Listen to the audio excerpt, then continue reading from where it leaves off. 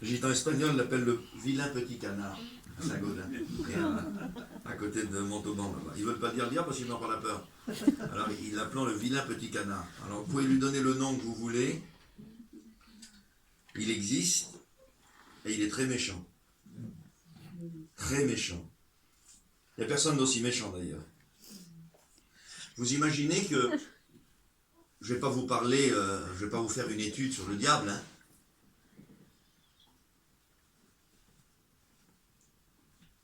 Je vais vous dire ce que Jésus en dit. Vous imaginez qu'il y a des mauvais esprits dans la Bible, c'est écrit, que Dieu tient enchaînés dans la Bible, parce qu'ils sont trop dangereux. Vous arrivez à expliquer ça? Bizarre, Glony, hein? Il y a des esprits tellement méchants, des mauvais esprits, que la Bible dit, alors, vous la croyez pas, c'est la Bible, hein, nous c'est notre vie, hein. C'est la vie d'une partie des gens qui sont là ce soir. Dieu les tient enfermés dans la Bible, parce qu'il semblerait que s'ils seraient en liberté comme les autres mauvais esprits, ce serait une catastrophe sur la terre. On s'étonne pourquoi le monde va mal. Ce monde va très mal. Quand vous regardez dans ce monde, pour trouver Dieu, il faut bien le chercher. Il faut bien le chercher. Quand vous regardez dans ce monde, je ne sais pas si vous y trouvez Dieu, moi je ne trouve pas Dieu. Quand vous regardez la télévision, vous regardez ce qui se passe dans le monde aujourd'hui, vous lisez les journaux, vous entendez la radio, vous vous promenez en ville. Vous vivez quoi, tout simplement. Pas besoin d'aller dans les églises sataniques, alors qu'ils existent. Hein. Parce qu'il y a des gens qui se réunissent pour entendre la parole de Dieu, d'autres se réunissent pour entendre la parole du diable. C'est bizarre hein, de dire ça, mais c'est vrai. Et nous, on prie pour que les gens soient sauvés, et eux prient pour que les gens soient perdus. Hein? Nous, les pasteurs, quelques-uns d'entre nous ont rencontré ces gens-là. C'est une chose terrible. C'est nous, mais l'inverse. Eux, pour eux, le but, c'est d'amener tout le monde en enfer. Quoi dire de l'enfer? Pas besoin de parler de l'enfer, une seule chose va vous donner à comprendre ce que c'est que l'enfer. Les démons, à l'idée d'y aller, tremblent, dit la Bible. Ah, imaginez un peu les hommes. Hein. Voilà ce que c'est que l'enfer. Il ne faut pas y aller. Et pour ne pas y aller, il faut accepter Jésus. Amen. Je vais essayer d'en parler quand même comme un enfant. Parce que si je ne veux pas en parler, une prédication. Il me semble que ce n'est pas des sujets dont on peut faire une prédication. Alors, je vais en parler comme ça. On en parlerait à des petits. Je crois que c'est comme ça qu'il faut en parler. Ça dédramatise un peu l'affaire. L'enfer, ça va ressembler à quoi? Les gens voudront mourir, ils ne pourront pas parce qu'ils seront déjà morts. Ils voudront être cachés de la colère de Dieu, mais l'enfer, c'est la colère de Dieu. Sur les hommes qui n'auront pas voulu de Dieu et sur le diable et les démons. Rien que le diable et les démons tremblent à l'idée d'aller en enfer. Un jour, Dieu dit sur des hommes, vous croyez qu'il y a un seul Dieu? Parce que ça, c'est le monde, hein, le monde. La majorité du monde, dans le monde entier, à part une petite poignée de athées, hein, et puis même un athée, c'est un peu contradictoire, parce qu'il croit qu'il n'existe rien. Donc quelque part, il croit quand même. C'est contradictoire être athée. Hein. À part une petite poignée qui croit en rien, la plupart du monde entier, les gens du moins intelligents, jamais les savants ont autant confirmé l'existence de Dieu que depuis quelques années là. Jamais autant. L'autre jour, j'étais... alors, je finis ça, oui. Donc, le monde croit en Dieu. Dieu dit sur les hommes, tu crois qu'il y a un Dieu? C'est plus que croire en Dieu ou dans la religion. Hein. Je vais dire un mot que peut-être quelques-uns ne vont pas comprendre. Dieu met le doigt sur le monothéisme. Tu crois qu'il y a un Dieu. Il n'est pas en train de dire aux gens qui croient en des dieux. Hein. Le vrai Dieu. Le monothéisme, Dieu unique. Tu auras un seul Dieu devant ma face. Tu crois qu'il y a un Dieu. Donc, croire au Dieu unique, tu ne peux pas faire mieux. Dieu dit, les démons croient aussi, et eux, ils tremblent par la peur. Parce qu'ils savent qu'ils vont aller en enfer. Alors, si les démons ont peur de l'enfer, mon bon sauveur, mes amis, mais copines, mes copains, la famille, les gens qui on a passé notre vie. C'est à eux qu'il faut le dire aussi. Il ne faut pas y aller. Faut pas y aller. Le christianisme, c'est pas pour avoir des meilleurs jours ici. Amen. Comprenez? On ne prêche pas l'évangile pour que les gens aient une vie plus agréable sur la terre. La terre, tiens, parlons de la terre un peu. Comment voulez-vous que ça va sur la terre? Le diable a été jeté sur la terre. Mon verset, c'est Jean chapitre 18, verset 36. C'est quand Pilate est en train d'interroger Jésus. Les Juifs veulent le mettre à mort. Ils croient qu'il apporte une nouvelle religion. Il n'a jamais apporté de nouvelle religion, Jésus. Il est envoyé du Père, il prêche l'Ancien Testament. Il dit que c'est lui le Messie qu'ils attendent depuis longtemps. Ils l'ont pas voulu. Ils l'ont pas reconnu. Pas voulu. Il est venu parmi les siens n'ont pas voulu.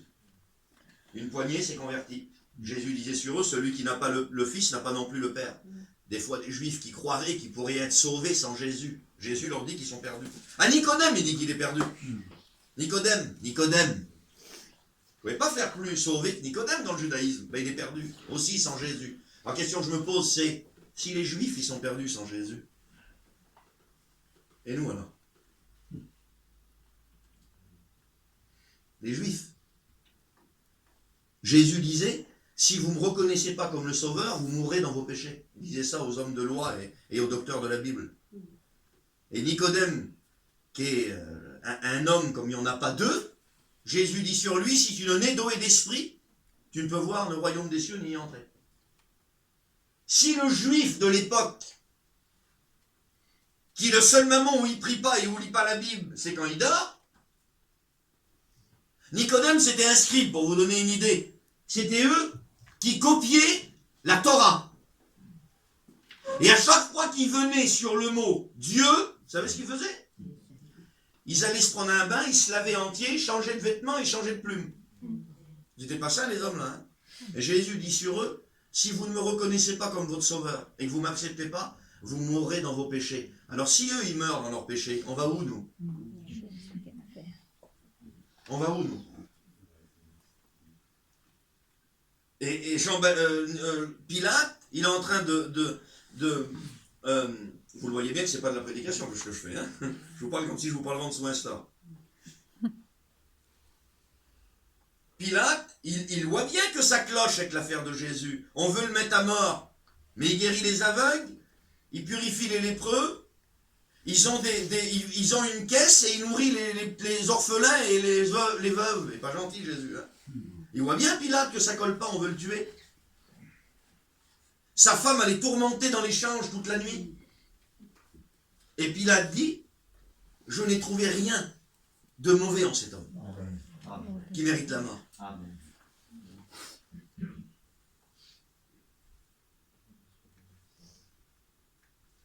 Et c'est là que Jésus dit à Nicodème, à Pilate, pardon, pourquoi ça va si mal ici-bas?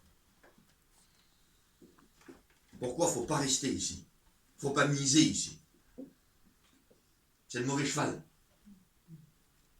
Mon royaume, il dit, n'est pas de ce monde. Vous êtes étonné pourquoi ça va si mal ici? Mon royaume n'est pas d'ici-bas. Si mon royaume aurait été d'ici-bas, j'aurais appelé mon armée, elle serait venue me délivrer tout de suite. On ne me prend pas ma vie, a dit Jésus. On ne vient pas me la prendre par force. Je la donne de moi-même. C'est volontaire. Amen. Jésus a quitté son ciel de gloire. Il s'est dépouillé de sa gloire. Vous savez que le grand sacrifice de Jésus, ce n'est pas simplement la souffrance de la croix. Hein. Il s'est dépouillé de son statut de Dieu. Imaginez-vous Jésus dans le ciel avant qu'il vienne dans le corps d'un enfant. Il existe depuis toute éternité. C'est lui qui a tout créé avec Dieu le Père et le Saint-Esprit. Il est sur son trône. Les anges le servent nuit et jour. Il est hors du temps. Vous savez que Dieu est hors du temps. Le temps n'existe pas pour Dieu. Et il quitte ce ciel-là et se dépouille de sa gloire pour venir naître dans le corps d'un enfant. Vous savez comment j'ai vu ça? Vous me permettez de vous donner un exemple, une image, comment j'ai vu ça, moi? Vous avez vu les clochards qui sont au bord des périphériques, là? Ils sont dans des tentes. Ça fait à peu près, peut-être 4 ans qu'il n'a pas pris le dernier bain. Vous l'approchez pas à 3 mètres tellement il sent mauvais. Vous venez, vous enlevez ses habits, vous les mettez sur vous, et vous allez dormir dans sa tente. Ça doit être agréable, hein? Ben, à peu près ressemblait à ça, ce que Jésus a fait. Il s'est dépouillé de sa sainteté et de sa gloire pour venir revêtir le corps d'un homme. Il a connu la fatigue, Jésus. Le Dieu Tout-Puissant a connu la faim. C'est pas ce que c'était lui. Il a fait les dents quand il était petit. Il a peut-être eu la rougeole. Vous ne connaissez pas ça. Il a vieilli, il était charpentier. Peut-être qu'un jour, en tapant sur un marteau, ça fait mal au doigt. Il n'était pas obligé de tout ça, lui. Il est rentré dans le corps d'un homme. Et pour mettre la cerise sur le gâteau, à l'âge de 33 ans, il a souffert le martyre. Et il est mort. Et tout ça, pour nous sauver. Et il y a encore des gens que le Seigneur n'arrive pas à sauver. Il a fait tout ça, il y a des gens qui n'en veulent pas encore, par-dessus le marché. Et nous, dans les réunions, on est presque des chineurs. Moi, je ne veux plus chiner plus personne. Hein.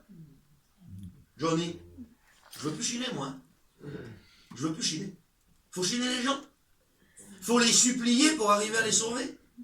Ils sont perdus dans le péché. Sans Jésus, ils vont passer l'éternité en enfer. Jésus est venu mourir sur le bois de la croix. Bientôt, c'est presque Dieu qui a besoin de nous. Mais il n'a pas besoin de nous, Dieu. Je prêche à Paris, là. Hein. Je ne suis pas au fin fond de l'Alsace. Hein. Au fin fond de l'Alsace, je ne parlerai pas pareil. Je suis à Paris, ici. On a baigné toute notre vie dans l'Évangile. On a grandi au milieu des chrétiens. On a tous de la famille chrétienne. Si c'est pas nous, c'est nos parents qui étaient à l'époque là, à l'époque du réveil. Et les pasteurs sont encore à nous supplier pour arriver à nous éviter l'enfer. Dieu a tout fait. Dieu n'a pas besoin de nous. Il a besoin de lui. En enfer, il n'y aura pas des gens que Dieu n'aura pas voulu sauver. Hein. Il y aura plein de gens en enfer qui ne seront pas laissés sauver par Dieu. C'est différent. Hein. Dieu veut sauver tous les hommes et toutes les femmes. Hein. Il n'y aura personne en enfer que Dieu n'aura pas voulu sauver. Parce que Dieu a prédestiné tous les hommes au salut. La volonté de Dieu, c'est que tous les hommes soient sauvés et parviennent à la connaissance de la vérité. C'est le diable qui a juré la perte de tous les hommes. Hein. Pas inverser les rôles. Hein. Celui à qui il faut résister, c'est pas Dieu. Hein. La Bible dit, là, c'est écrit dans la Bible, là, résistez au diable et il fuira loin de vous. C'est pas à Dieu qu'il faut résister. Hein.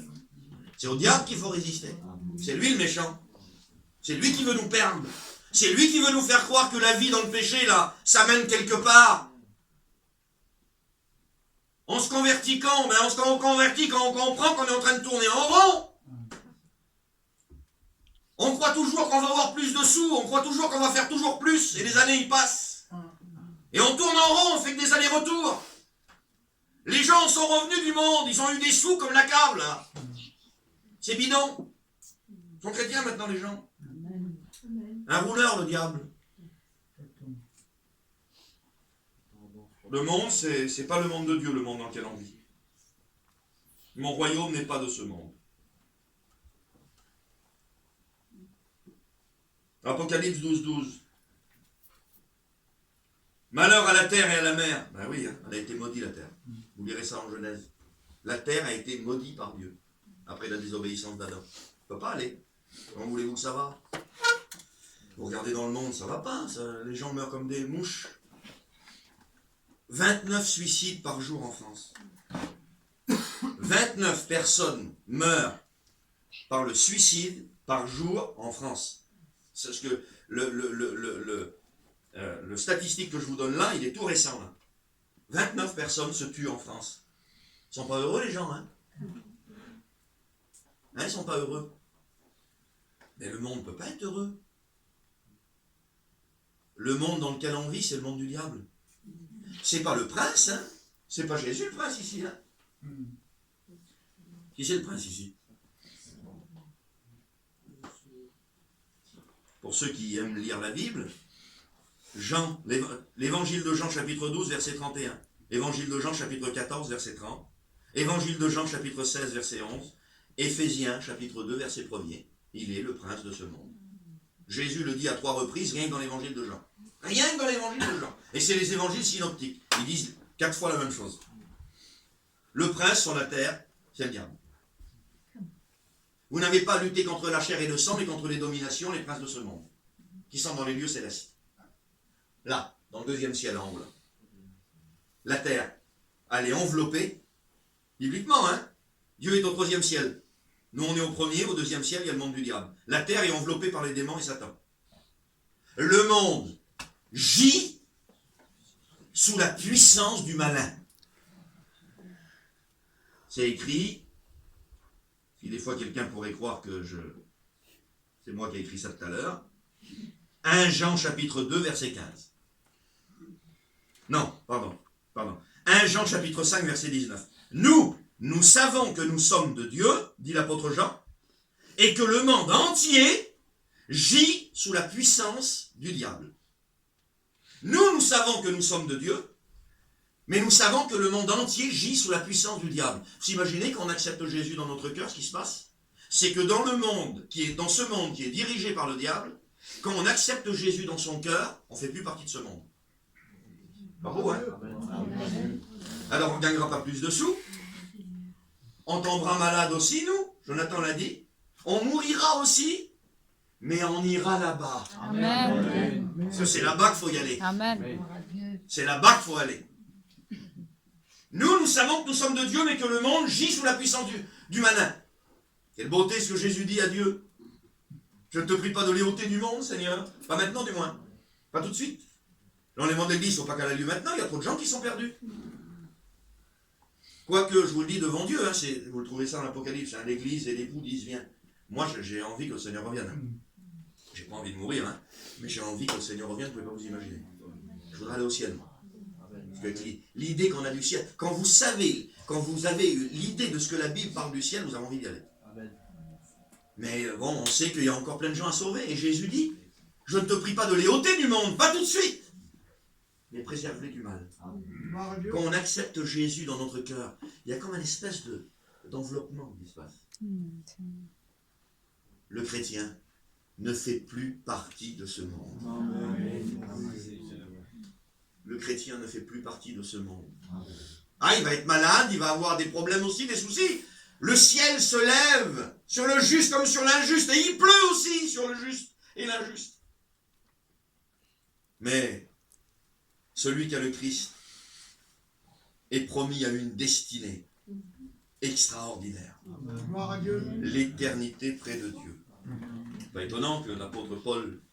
Alors lui, l'apôtre Paul... Parce que de toute façon, là je dis un petit mot pour les chrétiens. Plus vous approchez Dieu, plus vous ne l'aimez pas cette terre. Parce que cette terre est anti-Dieu. N'aimez pas le monde, ni les choses qui sont dans le monde. Celui qui se rend ami du monde se rend ennemi de Dieu. Cette terre, c'est une terre maudite sur laquelle le diable a été jeté. Malheur à la terre et à la mer, le Satan est descendu vers vous, animé d'une grande colère, sachant qu'il a peu de temps. Ça ne peut pas aller. Et plus on va approcher Dieu, plus on va ne pas l'aimer, cette terre. Moi, je me fais du souci des fois un petit peu pour les chrétiens qui aiment trop la terre. Les chrétiens trop heureux. Vous voyez? Mais c'est pas à cause de Dieu des fois qu'ils sont trop heureux. Ils sont trop heureux à cause de la terre. Mais plus vous approchez de Dieu, plus vous l'aimez pas la terre. Parce que vous aspirez à monter. L'apôtre Paul, lui, il savait tellement approcher de Dieu qu'un jour il dit, on dirait qu'il... Pourtant il ne veut pas mourir non plus, lui. Il dit, mais qui me délivrera de ce corps de mort? On dirait un manouche qui parle. Le corps de mort. Pourquoi il dit ça? Parce que son corps l'attire vers le bas. C'est un corps qui est attaché à la mort. Il a été touché par le péché. Le diable a touché le corps humain. Et a fait couler dans la désobéissance d'Adam le péché dans l'ADN de l'homme. Et il est toujours attiré vers le bas. Mais celui qui est en Christ, il vivra même s'il meurt, dit la Bible. L'espérance du christianisme, Amen. L'espérance d'accepter Jésus, c'est pas ici que ça se joue. C'est pas ici. C'est là-bas. Qui me délivrera du corps de cette mort? Une autre traduction dit. c'est ce corps qui est attiré vers le bas. Oui, le monde dans lequel nous vivons n'est pas le monde de Dieu.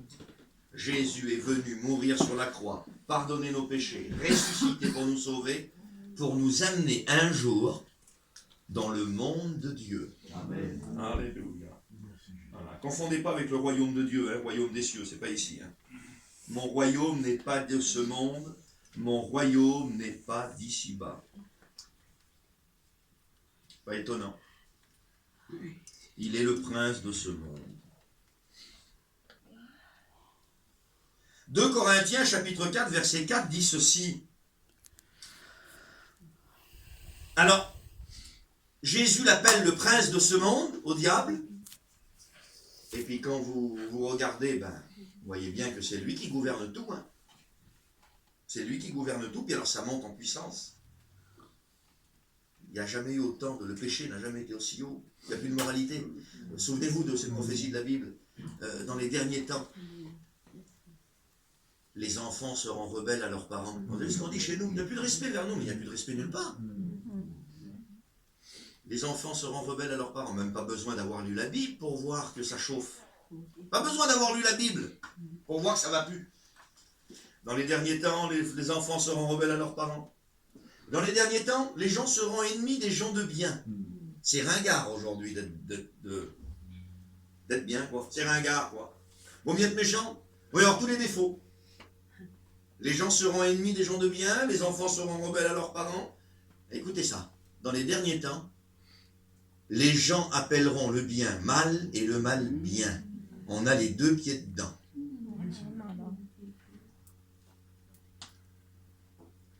Jésus l'appelle le prince de ce monde. L'apôtre Paul l'appelle le Dieu de ce monde. Vous voyez bien qu'on n'est pas dans le monde de Dieu. Hein. Comprenez pourquoi ça va mal? Et que ça ne va pas aller en s'arrangeant? Il faut se préparer. Il faut avoir le bon ticket de train. Il faut préparer ses arrières. Parce que tout ce qu'on aura sur la terre, là, le matériel, les maisons, les sous à la banque, quand ça va tomber, et ça, tiens, zéro. Vous savez qu'ils sont en train de faire les plans en Israël pour le 3e temple? Johnny le sait, les pasteurs le savent ici. Ils sont en train de faire les plans pour le 3e temple. La Bible prophétise le dernier temple. Et vous savez où ils vont le construire, le 3e temple? Où il y a la mosquée. C'est pas la 3e guerre, c'est la dernière. Il n'y aura pas de 3e guerre, vous le savez très bien. Ce sera la dernière. Alors les maisons, le matériel et les sous, les amusements et tout ça, vous ne trouvez pas que c'est cher payé? Les plaisirs de la vie, là, vous ne trouvez pas que c'est trop cher payé? Moi, je vous pose la question. C'est cher payé, non? Hein? Voilà ce que dit Paul. Il appelle le Dieu de ce siècle, au diable, qui a aveuglé l'intelligence des hommes. Il se trompe, Paul, non? Il est le Dieu de ce monde qui a aveuglé l'intelligence des hommes afin qu'ils ne voient pas briller la splendeur de l'évangile de Christ. Le diable a aveuglé l'intelligence des hommes afin qu'ils ne voient pas briller la splendeur de l'évangile de Christ. Vous savez qu'il y a quelque chose de surnaturel qui se fait dans le secret pour les gens qui n'arrivent pas à s'approcher de Jésus. Même eux n'arrivent pas à se l'expliquer. Ils n'arrivent pas à comprendre les prédications des fois. C'est pour ça que je prêche comme je prêche là. Vous n'avez pas l'impression que je prêche comme si je parlais à des enfants? C'est pas pour vous vexer, que vous êtes plus intelligent que moi, certainement. Mais des fois, on écoute des prédications comme vous écoutez là, et puis il y a des gens, ils n'arrivent pas à comprendre, ça ne rentre pas dans leur tête. Il a aveuglé l'intelligence des hommes afin qu'ils ne voient pas briller la splendeur de l'évangile de Christ. Je voudrais devenir chrétien, j'arrive pas. Je vais à la réunion, j'arrive pas. À entendre la prédication, je comprends pas. Avant, je m'amusais, j'étais rempli de liens. Je le fais plus, toutes ces choses. J'arrive pas à devenir chrétien. Qu'est-ce que j'ai? Qu'est-ce qu'il y a? Tu veux que je te le dise ce qu'il y a? Tu veux que je te le dise? La volonté de Dieu, c'est que tu sois sauvé. Le diable, Il a juré ta perte. Vous avez vu comme quelqu'un du monde qui jure, qui fait des grands jurements et qui dit, le jour où je le trouverai, l'homme là, j'ai fait du mal. La haine. Tellement qu'il a de la haine sur les hommes, le diable. Il a juré de nous faire le plus de mal possible. Il ne veut pas que les gens s'approchent de Dieu. Il sait que lui va brûler et souffrir en enfer, il veut emporter avec lui le maximum de monde. Mais on ne va pas y aller, nous, en enfer, nous. On n'a rien à faire en enfer, nous. On n'est pas fait pour l'enfer. Vous savez que l'enfer n'est pas fait pour les hommes? Elle est faite pour le diable et les démons, c'est écrit. Dans la volonté de Dieu, Dieu ne veut pas qu'il y ait aucun homme en enfer. Elle n'est pas faite pour les hommes. Elle est faite pour le diable et les démons. Il ne faut pas y aller en enfer. Il faut aller au ciel. Amen. Et le seul moyen d'aller au ciel, c'est d'accepter Jésus. Amen. Et que le Seigneur fasse qu'à cet instant, dans ce que tu es en train d'écouter, parce que vous savez, les choses de Dieu, c'est les domaines du miracle. C'est le Saint-Esprit qui convainc. C'est pas le pasteur qui parle. Gloire à Dieu. Tout se passe dans l'invisible, dans le cœur, dans l'esprit.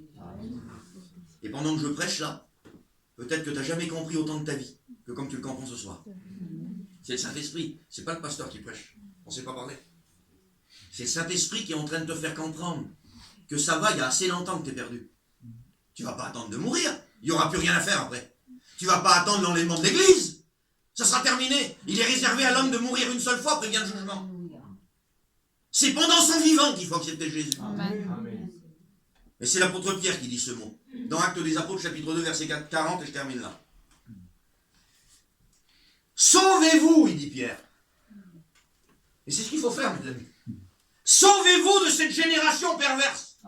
Sauvez-vous. Il faut se sauver de cette vie.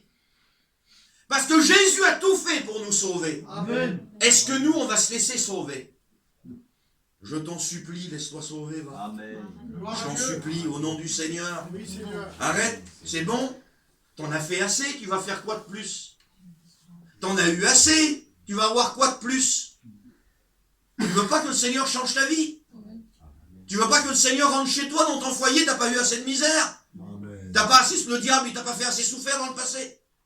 Tu veux pas que le Seigneur rentre chez toi? Tu veux pas que pour la première fois de ta vie, tu profites un petit peu de ton foyer, de tes enfants, de ta femme, de ton mari? Tu vas attendre quoi? Le diable est en train de te tenir dans la perdition. Tu veux pas que le diable te lâche et que le Seigneur te saisisse? Amen. Alors laisse-toi saisir par le Seigneur ce soir. Et laisse le Seigneur rentrer chez toi. Laisse-le. Lâche. Ne lui résiste plus. Arrête, c'est bon maintenant. Gloire à Dieu. Accepte-le. Amen. Merci, Seigneur. Vous l'avez compris? Amen. On va prier.